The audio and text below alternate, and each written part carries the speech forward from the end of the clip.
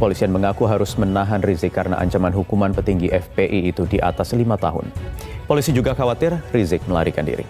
Sejak kapan kita jadi budaknya orang-orang Yaman? Maka saya sebagai anak bangsa tersinggung, apalagi. Dan kali ini benar-benar terkepung habis. Oknum-oknum pemecah belah bangsa, para pengkhianat bangsa benar-benar kelabakan karena siasatnya untuk menyebarkan kebencian, narasi negatif, pesimisme di Indonesia benar-benar dihantam balik oleh fakta telak dari Pak Presiden Prabowo Subianto. Apalagi kalau kita bicara Indonesia, negara yang kemerdekaannya bukan hasil pemberian bangsa lain, tapi hasil dedikasi perjuangan para pejuang dan pendiri bangsa.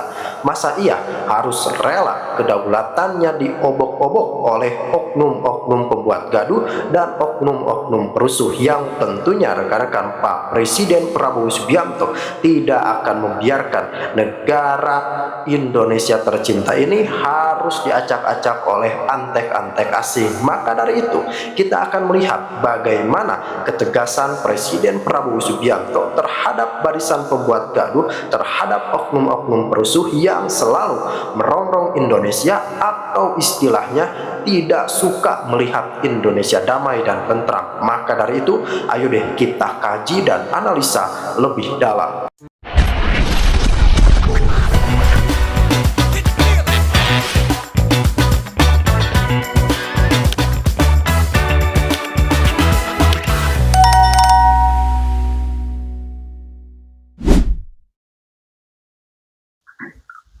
Assalamualaikum warahmatullahi wabarakatuh, sahabat pelita yang dirahmati Allah ya. Ada video yang sangat menarik yang harus kita simak bareng-bareng ya, tentang berita viral yang mungkin belum Anda saksikan ataupun belum Anda simak.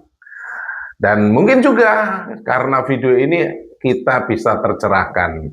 Sahabat pelita yang dirahmati Allah, bagaimana videonya? Langsung, tidak usah menunggu lama-lama biar kita tidak penasaran.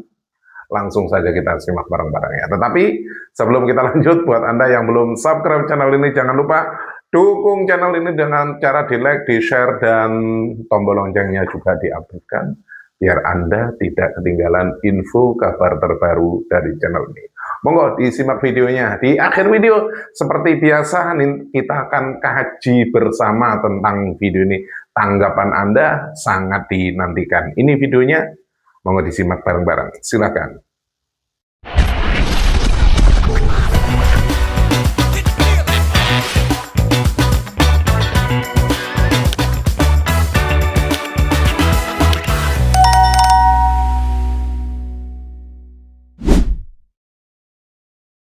Sejak kapan kita jadi budaknya orang-orang Yaman? Maka saya sebagai anak bangsa tersinggung, apalagi cerita-cerita hurufatnya itu bisa nurunkan emas. Kalau bisa nurunkan emas, banyak di YouTube itu, Pak. Iya, mula-mula bahwa kalau seorang Habib yang gila itu lebih mulia dari 70 kepala kiai gitu kan ada. Nah, hati-hati aja Jawa Barat jadi kabupaten atau provinsi berhala, hati-hati. Pertanyaan saya adalah, kenapa sih kalau patung harimau Kodim nggak dimasalahin? Kenapa patung Lodaya di Polres nggak dimasalahin? Kenapa patung polisi nggak dimasalahin? Kenapa patung tentara nggak dimasalahin? Sepertinya memang. Nah, di Jakarta patungnya lebih gede, patung Sudirman. Nah, persoalannya kenapa sih patung yang gede di Jakarta yang dimasalahin, yang di Purwakarta yang kecil-kecil? Siapa di sini pendukung Bapak Presiden Prabowo? Dengar kalian ya. Dengar apa yang saya sampaikan pada saat ini. Saya mohon kalian dengarkan. Saat ini Bapak Presiden Prabowo tengah melawan mafia. Mafia tambang, mafia perkebunan, mafia pertanian, mafia pupuk, mafia BBM. Seluruh mafia yang ada di negara ini sedang dihadapi oleh Bapak Presiden Prabowo. Karena itu saya meminta kepada seluruh pendukung, ayo kita dukung gerakan yang sedang dibangun Bapak Presiden. Gerakan yang dibangun oleh Bapak Presiden ini bukan tanpa risiko. Risikonya sangat besar, karena saya sangat yakin seluruh mafia-mafia yang dirugikan atas kebijakan ini akan melakukan gerakan besar, akan mengumpulkan uang besar untuk menggoyangkan Bapak Presiden Prabowo. Karena itu kita harus jaga beliau. Saya sebagai anggota DPD RI, saya akan terus menjaga Bapak Presiden Prabowo. Saya akan terus mendukung Bapak Presiden Prabowo. Dan saya meminta kepada seluruh anak-anak muda Indonesia, saya meminta kepada seluruh rakyat Indonesia, ayo kita dukung presiden kita. Kita dukung presiden kita atas ketegasannya, atas sikapnya yang melakukan perlawanan terhadap mereka-mereka yang terus menjajah negara ini. Saya sangat yakin betul para penjahat-penjahat ini akan menyusun skenario, akan menyusun strategi untuk menjatuhkan Bapak Presiden. Karena itu saya meminta kepada kita semuanya, aktivis, mahasiswa, seluruh elit, seluruh elemen, kita bahu-membahu, kita mendukung presiden kita mendorong presiden kita untuk bisa mengusir seluruh penjajah-penjajah ini. Karena saya tahu persis bagaimana rakyat disiksa dengan oligarki. Tanah-tanah di kampung-kampung dirampas oleh oligarki. Tanah-tanah rakyat di sekitar tambang dirampas oleh pelaku penambangan. Karena itu saya minta kepada kita semua, kita backup, kita dukung presiden kita. Insya Allah negara ini akan segera maju. Insya Allah bangsa ini akan maju. Insya Allah bangsa ini akan besar, merdeka. Apakah presiden kita kafir, Pak? Terusan haji ke sini deh, geli. Hah? Ngajinya yang berjemur barengan di Monas aja sono. Yang enggak, yang begitu mudah mengatakan kafir, kafir. Allah. Ini presiden kita muslim beneran udah. Penguasa kita muslim, kecuali emang agamanya non muslim, agamanya non Islam, ya udah berarti non muslim dia. Tapi dia muslim. Kenapa? Apa yang membuatmu ragu dari keislamannya apa? Hah? Pemerintahan kita pemerintahan Islam? Pemerintahan Islam udah. Walaupun menerapkan hukum lain selain hukum Islam, iya itu kekurangannya. Tapi apakah dengan itu menjadi pemerintahan kafir? Tidak. Pemerintahan Islam dengan segala kekurangannya. Begitu. Apalagi ya akhi, ente nih. Rukun Islam ada berapa? 5-5-nya dikoordinir sama pemerintah. Ente masuk Islam, diatur nggak perubahan KTP sama pemerintah? Sholat, diatur nggak waktunya sama pemerintah? Dikasih tahu nggak waktu sholat pakai teropong dan lain-lain? Puasa, diatur nggak apa pemerintah? Tanggal berapa mulainya, ini tanggal berapa, terus sholat itu tanggal berapa? Diatur nggak sama pemerintah? Diatur. Udah gitu, zakat diatur nggak sama pemerintah? Badan ada zakat. Haji diatur nggak sama pemerintah? Diatur sama pemerintah, dikoordinir. Rukun Islam dikoordinir. Ente masih mau kafirin, yang Islamnya yang mana dong?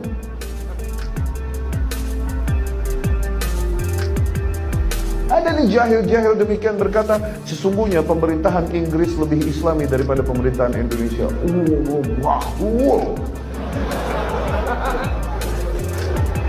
Oh, sembarangan. Kafir-kafir manusia.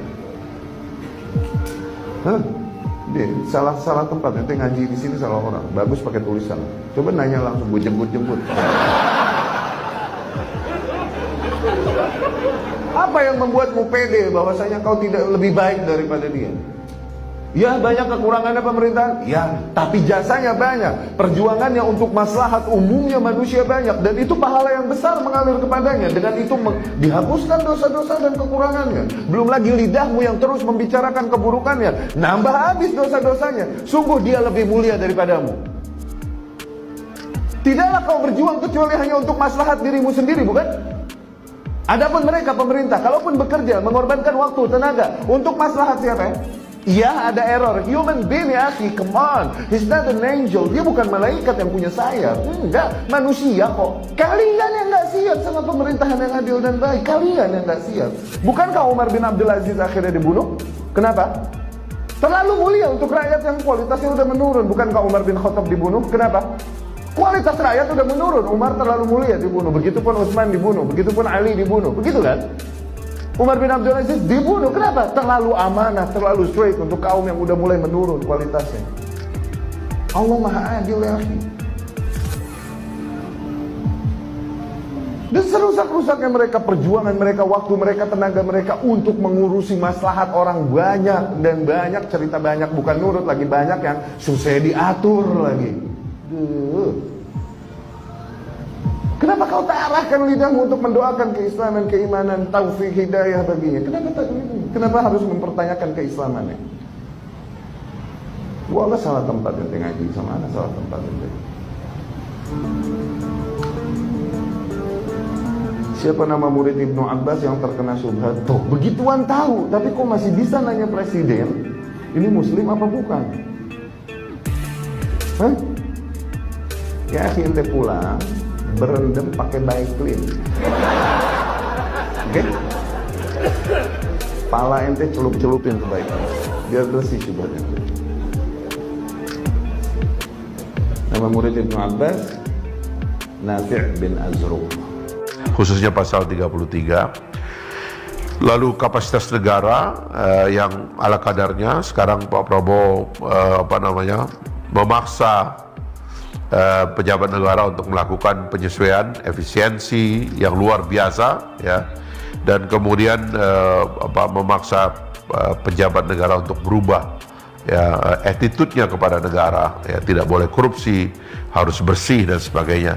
Dan yang ketiga adalah program-program yang kelihatannya hanya rutin, ya. Pak Prabowo mengintroduksi program-program yang sangat radikal, ya, seperti makan bergizi gratis yang punya niat untuk menghilangkan stunting di negara kita dan melakukan penyisiran terhadap potensi generasi emas 2045 yang kita cita-citakan tidak tercapai karena gizinya tidak diselesaikan. Dan gizi ini yang mau tingkatkan secara masif, kolosal dengan makan bergizi gratis.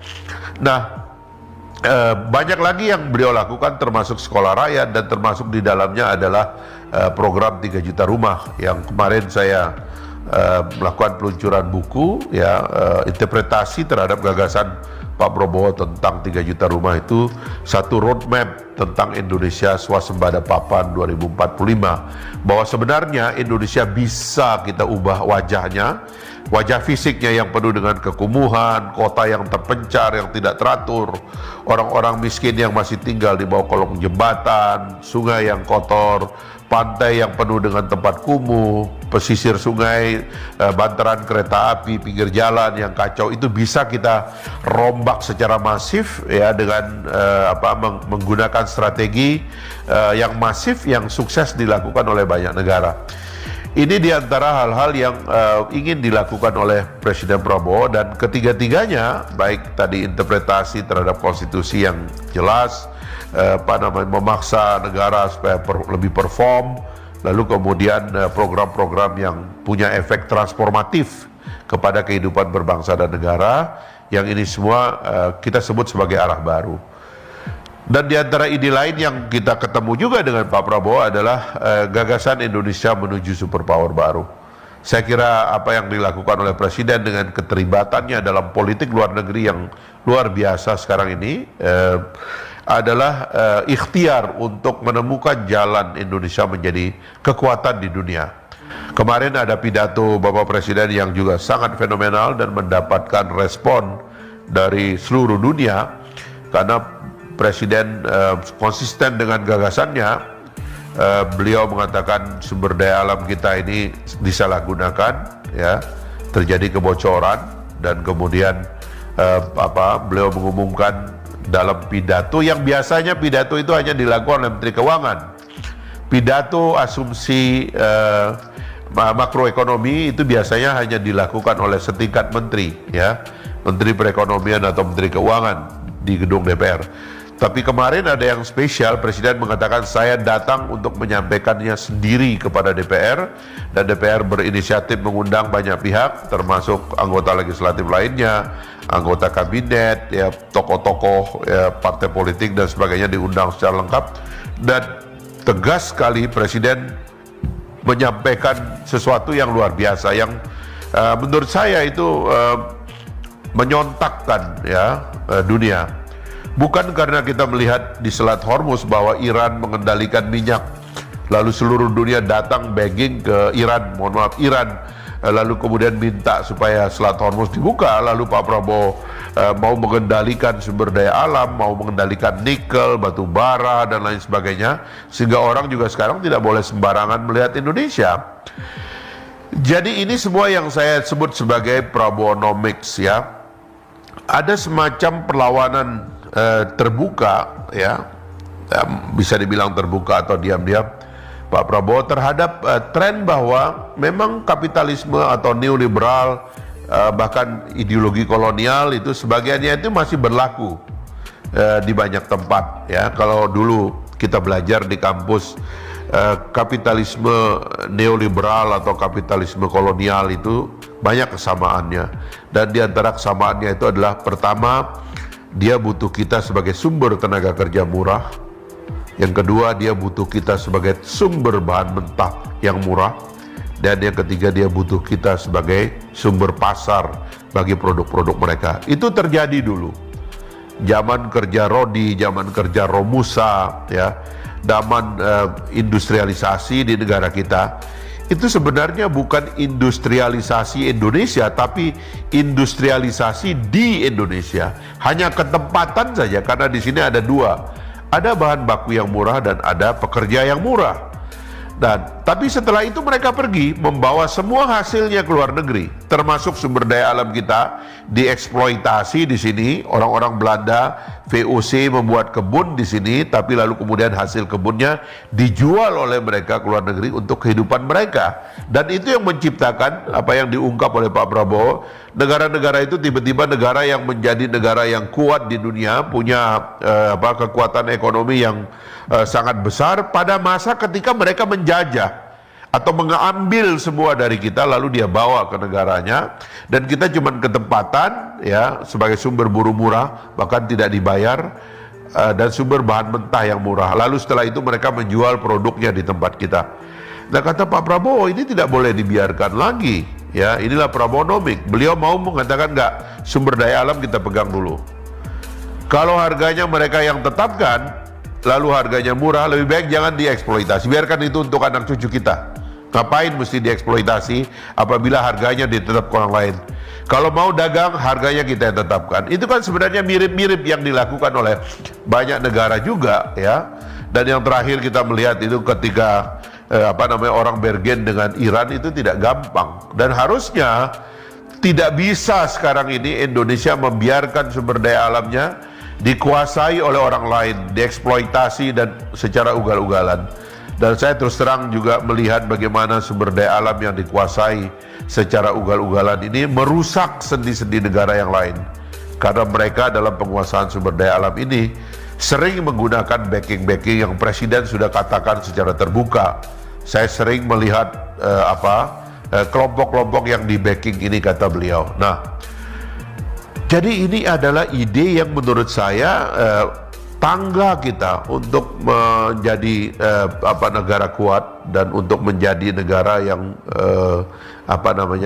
punya arah baru, yang ingin memastikan agar negara kita ini segera untuk menjadi negara yang maju.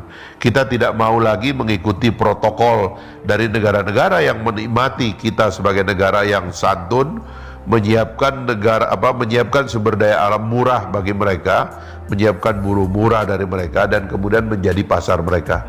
Kita mau membangun sendiri. Assalamualaikum warahmatullahi wabarakatuh. Pemirsa di seluruh Indonesia, kembali bertemu dengan saya, Irma Suryani, fraksi Partai Nasdem, Komisi 9 DPR RI. Pemirsa, terus terang, kali ini saya akan memperbincangkan terkait dengan pengalihan atau klaim-klaim yang dilakukan oleh oknum-oknum yang menyesatkan sejarah kebangsaan Republik Indonesia dengan mengakui seluruh pahlawan-pahlawan bangsa yang berjuang merebut kemerdekaan sebagai bagian dari kelompok mereka. Saya sebut saja kelompok Ba'alawi. Terus terang, bagi saya, jika ada oknum-oknum yang mengaku-ngaku sebagai cucu Nabi, silahkan saja, sepanjang tidak menyesatkan umat. Apalagi kemudian menyesatkan sejarah perjuangan kemerdekaan bangsa Indonesia. Itu sudah perbuatan kriminal menurut saya. Karena itu menyesatkan seluruh perjuangan rakyat Indonesia dari Sabang sampai Pulau Rote. Menghina pahlawan-pahlawan pribumi, pahlawan-pahlawan bangsa kita. Saya tidak tahu sebenarnya maksudnya apa. Tetapi yang jelas ini sangat berbahaya. Kenapa? Karena bisa saja klaim-klaim ini adalah awal dari oknum-oknum yang secara terstruktur dan masif ingin mengklaim dan merebut Indonesia melalui ajaran-ajaran atau tafsir-tafsir agama yang salah. Bayangkan rakyat Indonesia ketika disampaikan W.R. Supratman, Wage Rudolf Supratman pun diakui sebagai bagian dari klan mereka. Ini sudah penyesatan sejarah yang luar biasa. Dan jangan salah, dari sini dimulainya perebutan atau klaim-klaim yang akan membuat Indonesia direbut secara perlahan-lahan oleh oknum-oknum imigran yang ingin menguasai Indonesia. Saya kira saya bukan ingin atau mau memprovokasi, tetapi hal seperti ini jangan disepelekan. Kita jangan terpaku, jangan terpancing hanya soal politik dinasti semata, tetapi ini jauh lebih berbahaya. Klaim-klaim penyesatan sejarah perjuangan bangsa ini lebih berbahaya dari sekedar politik dinasti. Kenapa saya sampaikan seperti ini? Karena ini adalah cikal bakal untuk mengarabkan atau membaalawikan Indonesia dari sistem Pancasila ke sistem khilafah. Ini berbahaya menurut saya, ini harus kita hati-hati. Memang tidak seluruhnya ustadz-ustadz dari keturunan Arab itu tidak baik. Banyak yang baik, tapi hati-hati dengan oknum-oknum yang secara sistematis ingin merusak dan memutarbalikkan fakta sejarah. Kita tidak boleh juga menafikan ustadz-ustadz dari keturunan Arab yang baik, yang benar dan syiar memang untuk kepentingan umat. Tetapi kita juga tidak boleh membiarkan klaim-klaim yang akan merusak persatuan dan kesatuan bangsa Republik Indonesia yang kita cintai ini.